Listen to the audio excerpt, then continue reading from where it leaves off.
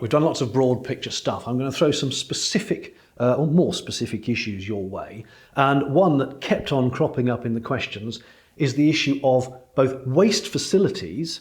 Why aren't there more of them? Why are they being taken away? Why are they being closed off? I know a lot of them have problems with fly tipping. The next thing you know, the whole facility's been closed down. But more so on top of all that, composting waste from all the boaters who bought composting toilets when advice from the CRT was, a few months ago, yes, you can put the solids into the normal waste. And then just a couple of months ago, the advice has switched to, oh no, actually you can't. And there's a lot of very confused, I will say, or annoyed boaters out there who've invested quite a lot of money in some of these composting toilets, now to find that unless they can set up an entire compost station for 12 months worth of solids on the top of their boat, they have nowhere to dispose of it. What's going on here? Why the change of heart? Why aren't you putting in facilities for this composting before suddenly saying, no, you can't put it in the bins anymore? I'm aware of it as an issue. I guess the answer to why, so what's happened here, David? So the first thing to say, we are working with boaters to provide a composting service. I know there's a company working in London. We've helped to part fund that as a pilot. I know it's having some use by boaters in London. I think there's capacity for more. So there's a message out there for boaters in London who are looking to compost. There is this trial up and running to try and do the full life cycle composting. I think when it started, we probably didn't have the insight necessary to see where it was headed. So when it started, we probably did say, oh, yeah, almost passively really, rather than as a conscious act of policy, oh, it's okay to put it in the waste. I think what we then found, and this feedback came from our waste contractors, that as more people were adopting it, actually in terms of its impact on the kind of the composition, let's say overall, of waste, actually it was becoming a problem for them. Because remember, we don't do a lot of our recycling at point of collection. A lot of it is done back at the waste sorting facility. So, you know, we have to bear in mind that people are sorting through this waste, and actually it isn't something that the waste company was prepared to continue to have this degree of human waste in there. And to be honest, if people are taking up the composting option, and I can understand from a kind of a sustainability and environmentally friendly point of view, it's clearly a very attractive one to do. It is important to think about that end-to-end process, rather than to assume that actually before that process completes its cycle, one can just put the waste in a waste facility, because that's only going to go to landfill. I mean, that isn't actually going to be a terribly sustainable solution, I wouldn't think.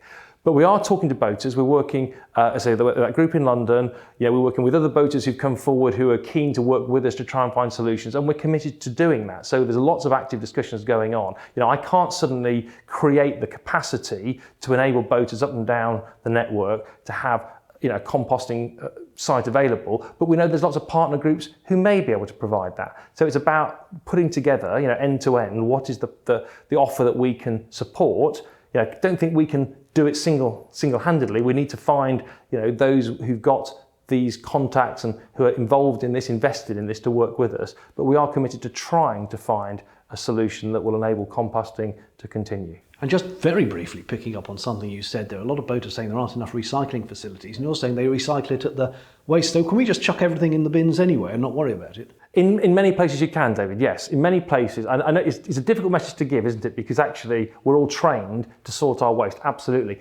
The nature of our waste compounds is that it simply isn't space to enable us to have the different kind of categories of recycling and the general waste as well. And frankly, our experience is that even where we do, it's very often contaminated. So it's kind of, we could go to a lot of trouble when there's limited space and still not have something that was actually the right outcome. So the commitment we have from Biffa, our waste contractor, is that they will do a lot of that sorting away from site at the waste sorting facility. And we have, quite strict contractual commitments from them to deliver that. So yes, I know it feels uncomfortable. I even feel uncomfortable saying it, but yes, for the most part, if boaters put their waste in a single waste facility, it should be being recycled at the waste sorting facility. And overall, we're getting good statistics back from Biffa about their performance, that they're achieving that. Next topic is cycling. Now, I'm not a cyclist, but if I were, I would love to go cycling down the towpath on my canal, especially you've done quite a lot of paving the towpaths, and they're not muddy anymore. They're nice places to be. But it is causing a degree of conflict with not just boaters, pedestrians, people with baby push chairs, anglers, the cyclists, not all of them. I'm not trying to slate cyclists here, but some go hurtling by And there aren't really speed limits on the towpath, and I know you've had campaigns like share the space, but it's a bit wishy-washy, can I say? Don't you need some more hardcore controls once you've got all these other interested folk on the towpath? Yeah. Of course, I recognise the problem, and of course it's a problem we've been working on for some time. The first thing to say is that it's great to see towpaths improved. We very rarely fund it for our own core funding, and I think that's a very important point, because I know some people think, well, why are you spending your money on that? We very rarely are. We're normally partnering with someone who's providing the funds, the local authority, DFT via Sustrans, or other partners who are saying, we want to improve this section of towpath. And of course, when you improve the quality of the towpath, it isn't just for cyclists, it is for everyone. As you say, it is for people with buggies, it is for wheelchair users, it's for anyone who's kind of, pulling from their boat, a trolley with whatever on that they need to move backwards and forwards. So actually, it really does help, particularly, 12 months of the year. So we support that, and we seek further funding because we know it's good for everyone. But you're absolutely right. We have to ensure that cyclists use the space responsibly. And as you acknowledged, I think most people do. It's lovely when you see a family out, having a nice day, away from the traffic, it's where the kids can be safe and such things. And it is a real disappointment that you get the occasional cyclist who simply won't acknowledge, won't respect other people's use, and who comes hurtling along, and that clearly is upsetting. And I know I've had lots and lots of feedback over the years about people's experience of that. But it is an education thing, David. I don't think there's any other solution. You put physical obstacles in the way, it just gets in the way for everyone. If you put speed limits up, well, of course, what's the right speed limit on one day actually isn't the right speed limit when there's suddenly a group of old people out for a health walk. You've got to slow down depending on what's in front of you. And that means that you've got to have a flexible approach to speed limits. So yes, a cyclist might get up to 6, 7, 8 miles an hour on a nice long stretch where they've got good sight lines and there's no one there, but they really are going to have to go down to sort of 2 or 3 miles an hour, or maybe even get off and walk when they encounter more activity, boats moored or other such things. So we've really tried to get this message out, and I do believe we are gradually, getting the message across to people, but it's a real ongoing challenge. We are seeing more people cycling, and that came about partly again with the lockdown and people finding that it was a good place to go. And that's really good because it's more people supporting canals, valuing canals, but it means there's a whole new audience of people that we've got to educate, that we've got to get the message across to. And, there isn't a panacea other than ongoing, steady, active communication, and we are not going to give up on that education campaign. And when we find people who are behaving badly, we will call that out. But we do want to welcome people and encourage them to act in a way that is respectful of others. Let us turn to the future and grab our crystal balls if we can. I mentioned this briefly with respect to London, but all over the network, the popularity of canals over the last few years seems to have exploded. There have been TV programmes on all the different channels about it, BBC, ITV, Channel 4, they've all done canal programmes. There's vloggers like me with hundreds of thousands of people watching the videos. If it's becoming more and more popular, can the network handle it? And again, are you going to have to put some sort of cap or constraint on how many boats a hire fleet can have, or how many boats can be liveaboards, or so on and so forth? Yeah. Well, the first thing to say is that we don't have the power to do that. So we are a very passive, almost, a permissive, that's a better word, recipient of boats. So people want to put boats on the water, generally, they pay us a licence fee and we're obligated to give that licence, and then they are free to use the network. Wonderful. Hire boat companies do have natural limits, and they've clearly got to have a site where they can contain that number of boats, got to have the capability to service that number of boats. So I'm not terribly worried about the size of the hire boat fleet. There are parts of the network that are very busy. We talked about London earlier. There's some parts that is very, very quiet. So I think the network as a whole has a lot of capacity to absorb boats using it. We've seen boat licenses increase very slowly over the last few years. The sort of level of growth we're seeing is well within what we can accommodate. But absolutely, the more people who are using the waterway, there are going to be more occasions when they have to accommodate someone else and be willing. We talked about the cyclists, but everyone to respect other users. One of the most exciting things for a canal aficionado is all the restorations that are currently going on of old sections of canal. There's loads of them all over the place. I've been and filmed with a few of them.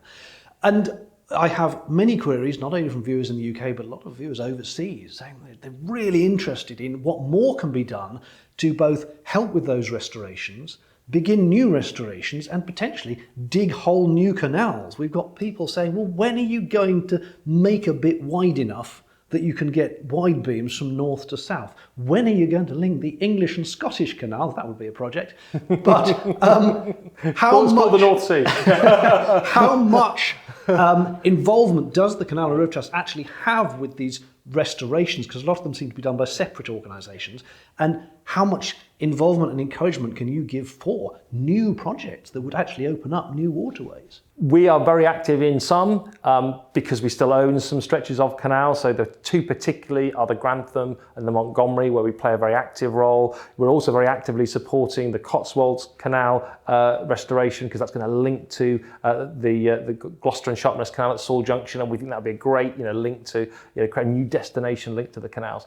We do have to, though, be a little bit careful about being drawn into too many of these projects, because we have a very costly network to maintain and care for. And without wanting to patronise people at all, so forgive me saying this, it's important not to overlook the cost of keeping a canal open once it's open. I mean, the restoration very often is just the start. So you open a restored canal, and that's when the cost really does crystallise sometimes. So you look at the cost we still incur on the Rochdale and the Huddersfield Narrow, amazing restorations. I mean, wonderful waterways, but they're very costly for us to care for, because they were closed for such a long period, and now they were restored, but actually they still need decades of further investment to really bring them up to the kind of standard of reliability and availability that people expect. So it's a costly endeavour to keep the network we've got going. So we have to just be a little bit careful about not being drawn into too many of these restoration projects, because we might lose our focus on the real core part of what we do. We do fund a restoration coordinator post. That works very closely with the IWA, who take a very active role in restoration, of course, and we have a conference every year. We've got it coming up in a couple of months' time, where we bring the restoration societies together to share good practice and generally just kind of encourage each other, that kind of communion almost of people coming together and talking about how they're getting on. We haven't been able to do it face-to-face for the last few years. It's been done virtually. That's been good, but actually getting together face-to-face gives you that opportunity for some of those kind of corridor coffee break conversations. So really good to see it happening. Our focus is mostly, not entirely, but is mostly on keeping the core network in the sort of shape that we know we need to. And as we've discussed, that's a challenge on its own just to achieve that. The next big future thing, and it's going to be even more of a challenge for you in your budget, of course, is going green across the network. Diesel engines, might they be phased out? Electrification, can you be in a position where you can put in charging points, not for domestic use? I know there's some in London which are for people to plug in and kind of run their fridge off, but we're talking propulsion here, charge points for electric narrowboats. It's got to come at some point, surely. What's the green future for the canals? We're very conscious of it. I mean, just to widen the answer slightly, David, we do an awful lot around the role of canals in mitigating climate change in general. So that's about waterborne freight. That's about using towpath rather than getting your car out for short journeys. It's about renewable energy. The latent heat potential of water is really quite attractive when you look at the efficiency of water-sourced heat pumps versus air-sourced. The hydropower opportunities that we've already started to exploit on some of the river navigations. So there's things that we're doing in the wider environmental space. And of course, biodiversity, a key component of that. These wildlife corridors through towns and cities are almost the most important thing from an overall nature, wildlife, habitat benefit. But boats are really important too. So what's the future of that? It's going to be very challenging for us to fund the upgrade to a kind of an electrical charging network for 2,000 miles. There are pockets of it. I take your point that in London it's mostly about the kind of domestic use, but at least it's stopping engines from being run in residential areas, and there's probably a little bit of battery charging coming from that use as well. But it's really the tip of the iceberg, and we've only been able to do that because we've had funding with some of those London boroughs and with national government to help support those projects. What we will need, that sort of level of intervention to make a difference nationally. We simply can't, on top of all our other obligations, fund a new network. I think, however, what's really interesting is the opportunities that HVO provides as an alternative to diesel. We've started our own pilots, converted some of our own workboats to HVO, and actually see that that's something we can now progress with. We see no performance effects from using HVO instead of diesel. So from a sort of a short-term point of view, that seems to be the opportunity. I know it's not perhaps available commercially in many places yet, although I do know some mariners who are starting to make it available, and that may be the more immediate opportunity than a wholesale conversion of our fleets to electrical propulsion. But that's only going to be stopgap, though, isn't it? I mean, because HVO, which if anyone is unaware, is a kind of recycled oil. It's still it's not diesel, but it's kind of oil burning still. It's not the ideal, is it? It would be a big improvement on diesel. So it is an important step, and it may be a more achievable step in the short term. But if you look ahead 40, 50 years, I take your point, David, there has to come a point where there is a step change and we move from current technology into an electrical technology.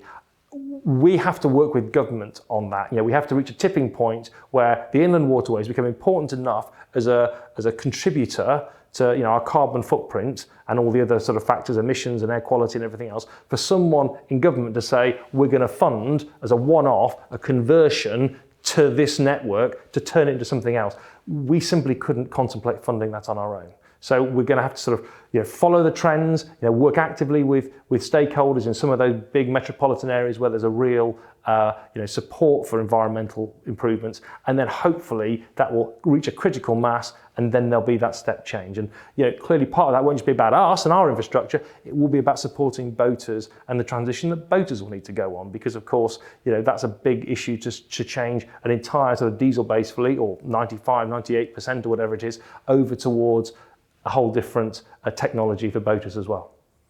And just a very quick one, you've recently changed the licensing so that people, for example, with wide beams now pay a different fee to people with narrowboats. So any plans to change it so that people with diesel boats get taxed more, or green levies effectively, to try and push us all towards whatever we can do? Well, we do already offer a discount for electrical boats. There was some discussion about the definition of that, but you do get a small discount on your license fee if you're an electrically propulsed boat. But clearly, I'm conscious that using the license fee is a very small, perhaps even token way of trying to signal the sort of changes that we want and reflecting the different use. But clearly, we want to do that in a way that meets the support of the boating population, and that consultation that we ran in, I think, 2017, 2018, it was a really important part of us understanding what was the right answer, and we would, look to consult again in the future if we were to make any further changes. And staying on the green theme just briefly,